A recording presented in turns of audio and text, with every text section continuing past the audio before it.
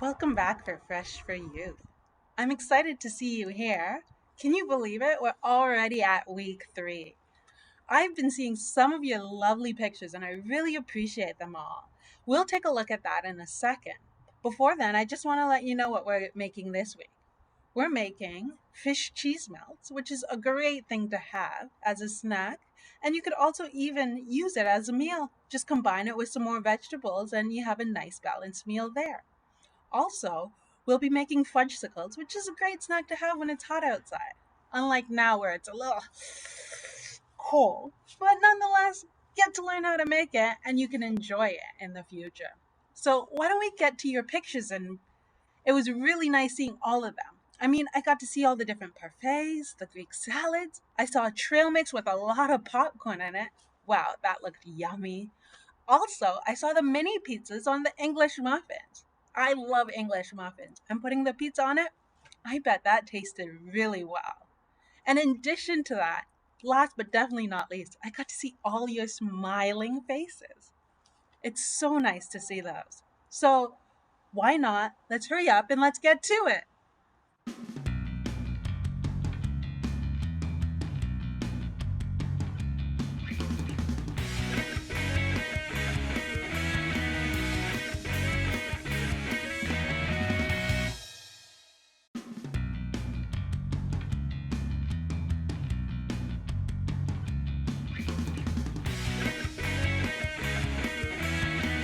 How were those pictures? Weren't they awesome? Did you get to see yours? Did you notice any? Well, I'm glad I'm able to share those with you. So we're going to get to our recipes for this week very shortly. But before we do you remember the one thing that we always want to do before we start preparing our foods? Yes, that's right. We want to make sure that we wash our hands. So let's get inside, let's get to it, and let's get those hands all clean.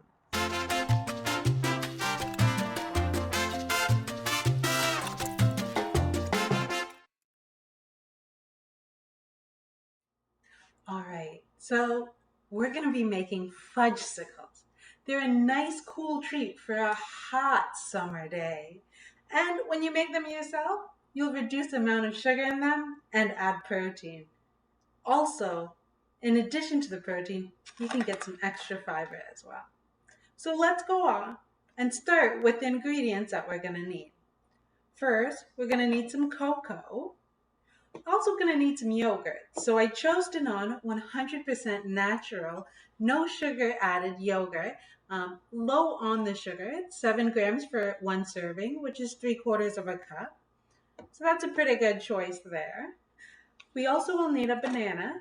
So as you can see, this banana is nice and ripe. It's got brown spots all over it. So that shows that it's nice and sweet, good for using in recipes, baking, cooking, or in the fudgesicles like we're gonna make. As well, looking at another banana, this one's not as ripe. This might be good for eating. I mean, the brown one's good just the same, but it's not going to be as nice in recipes. So remember, when you're looking for your bananas, try to have it nice and ripen, kind of like that. And then we're also adding in chia seeds. So this is going to add in some extra protein as well as some extra fiber. If you don't have chia seeds, you can use ground flax seeds or any other ground nuts and seeds, whatever you desire. So all you got to do to start off with is make sure you have a blender and also have a popsicle tray. So if you don't have a popsicle tray, you can use styrofoam cups and then you can just put in it the popsicle sticks after you put in the ingredients. So you can also do that, but I think everybody will be equipped with a popsicle tray this week. All right, so to start off with, I'm going to start with putting the yogurt into the blender. I'm just going to scrape some right in there.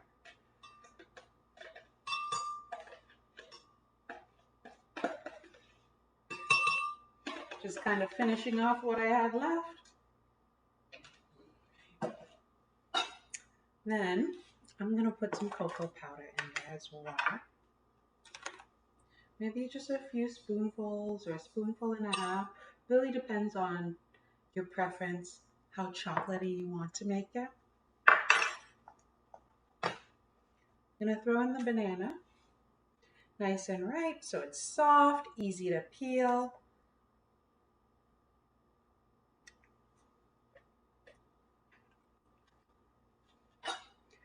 And I'm gonna top it off with the chia seeds that I have.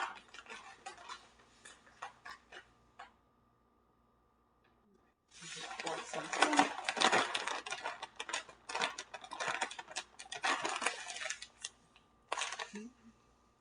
So let's go ahead and let's turn on our blender. Remember to have an adult present when you are using it.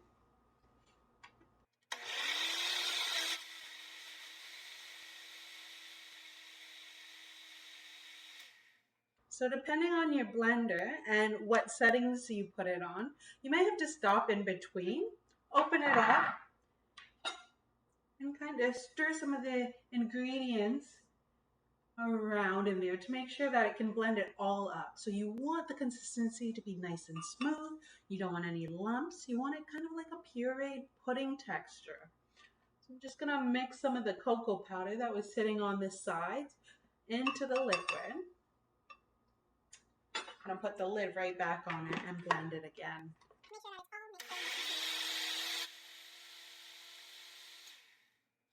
Perfect. I don't know if you can see that from there, but it's nice and smooth. Can you see that? So let's get our popsicle tray. We're gonna pour it into the different slots.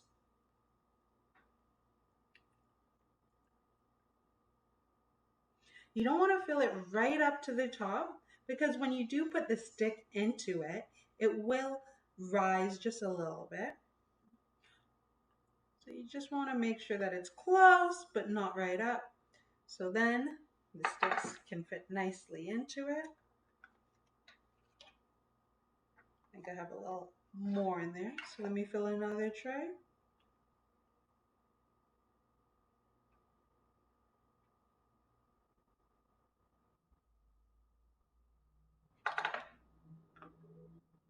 And there I have it. So it's time for it to go into the freezer. I'm gonna pop it in there for overnight and I'll come back tomorrow and we can see how yummy our fudgesicle treats are. I can't wait. All right, so this recipe is a fish cheese melt, which is a great thing to have for a snack. It's really quite simple and it has lots of nutrients in it. So I'm just gonna go over the ingredients first and then we'll get right into it. So to start off, you want canned fish. So I picked salmon since there's a lot more omega-3s, which is good for our heart. Also, with canned fish and having canned salmon instead of canned tuna, you also have bones in it. So with the bones being in it, that's going to give us some extra calcium. You want some sour cream, so I picked a fat-free one. And you can choose whichever kind you do like, but this is the one that I chose to use. It does call for garlic, but instead of using garlic, I'm going to substitute it. I'm going to just use garlic powder. So sometimes you can do this in recipes. If you don't have garlic, you can use garlic powder or vice versa. Feel free to switch it up. Similar things with other ingredients too. So cheddar cheese. So I'm using old. So that just means it went through a longer process and it's stronger in taste. So I have my mayonnaise here and then I have my whole wheat pita. So to start off with, what we're going to do is we're actually going to combine a third of a cup of the sour cream. Open it up for you. In a small bowl.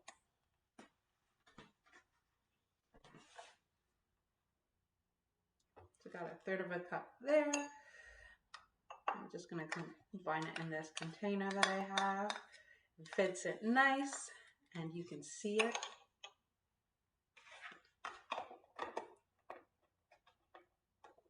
And then also a half a teaspoon of the minced garlic. So minced means really, really small. You want to chop it up real small. But like I said, you could just use a garlic powder. So I'm just going to scoop out some garlic powder there.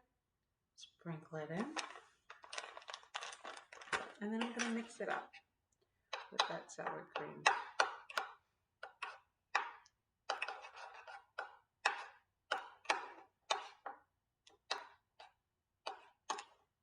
And I'm going to take out a pita. I'm going to spread it on one side. So I'm not going to spread all of it, maybe just about a teaspoon amount on one side. Really, that's up to you. It's your personal preference. So you can see there that I did spread about some on one side. Next, what you're going to do is you're going to open up that canned fish. So before you open up any canned container, you make sure you want to wash off the top. I already did this, so I don't have to worry about doing it again. I'm just going to use a can opener to open up the top. When also lifting the lid, you want to avoid using your fingers because you might accidentally get cut. So what I like to use is a bread knife. So I'll just use that to lift it up in there. And as you can see, there might be some liquids in there. So I'm just going to go quickly and drain the liquid out. Now that that liquid's all drained, I'm going to add that in a different bowl. And I like to use a fork to mash it up. It helps get it in small pieces because I like it to be in little pieces in the sandwich. So I'm just going to use my fork to go through, mash it up. I can see some of the bones in there too, and they're crunchy when they're canned. So go ahead and go eat those. Like I said, more calcium. So that's just going to help with your bones and with your teeth, right? So it's another good source of calcium other than milk. I'm going to add in 2 tablespoons of mayo.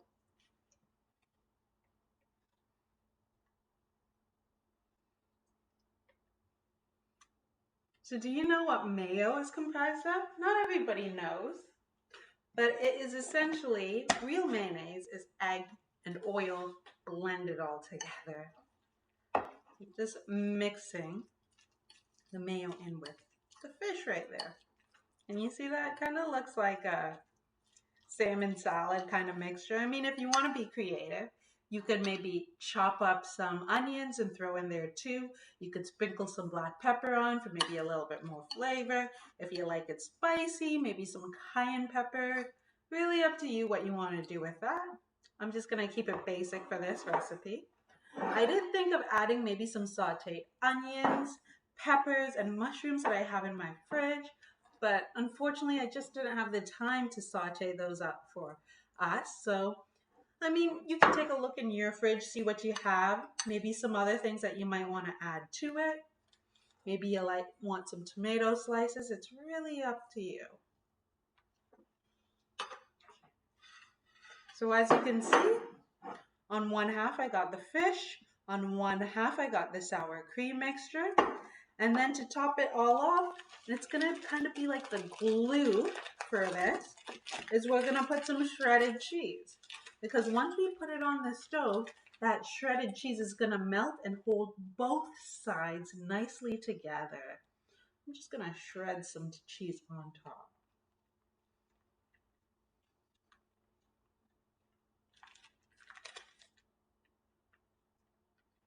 Okay. So now I've got it all complete, ready to go on the stove. What I'm going to do is I'm just going to fold one side over the other. And let's get to the stove and finish this product up. The tuna fish melts are ready to be put on the stove. So you want a frying pan and you want to warm it up on the lower side, just a little bit lower than medium.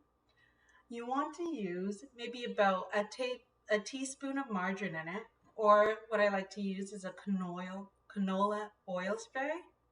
It's fairly simple to use and it minimizes your usage of oil just enough to prevent it from sticking. So I'm going to spray a little bit in there and I'm going to wait until it's warm. One way that I do like to check is maybe getting a little bit of water on my fingers and sprinkling it on. When it's ready, you'll see that the water will start dancing. If it dances pretty aggressively, maybe you need to turn the temperature of your stove down. All right. So this is warm. I can see right in there that it's ready. And I'm going to take our melt and I'm going to put it in there. So you just want it to get nice and lightly browned on both sides. If you listen, you can hear that crackling. So that's telling you that it is a nice warm stove and that it's browning the side of our fish melt.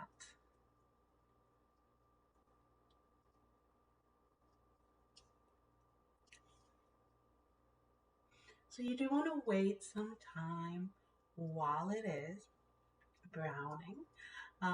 Some people might ask about the oils you use when you're cooking. I normally like to recommend, say, like a canola or a vegetable oil. I do like to avoid using olive oil when cooking because it has a low smoke point. So basically, if you're cooking and you see that the oil is smoking, then that's not good for you. It's changing the structure of that molecule and it's actually creating some harmful chemicals in there. So what I do is make sure that you're using an oil, such as say canola oil, which is good for cooking, and then you're not putting the temperature too high. Most of the time, you don't need it any higher than in between minimum and medium. If you do need it a little bit higher, just make sure that you're attentive, you're watching, making sure that it's not burning, making sure that there's not too much smoke, if any. You kind of want to avoid the smoke. All right, let's see if it's brown enough on this side. Yes, it's nice and brown. So we're going to give it a few more minutes and we're just going to wait for that to brown. Shouldn't take too long and then we'll be ready to eat it.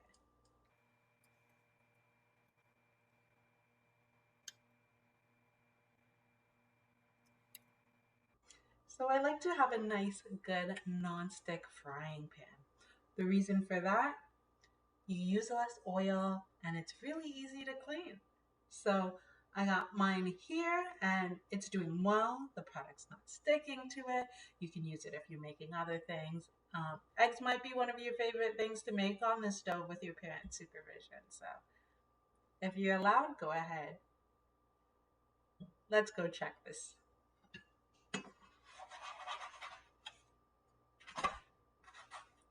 Slightly browned on the other side too. So I think this one's about ready. We can turn off the stove, don't forget, and then let's go ahead, put that on our plate and get ready to eat. Yum. All right, now it's time for us to eat. So what I did is I just cut it up into 3 pieces. I sprinkled some parsley on top. I put the rest of the sour cream right on the plate, and I put some sliced tomatoes. Remember, we eat with our eyes. So when we see something that looks good, appealing, appetizing, it gets our juices in our mouth flowing, getting ready to digest that food, and our stomachs gets growling. Let's go ahead, let's give it a try.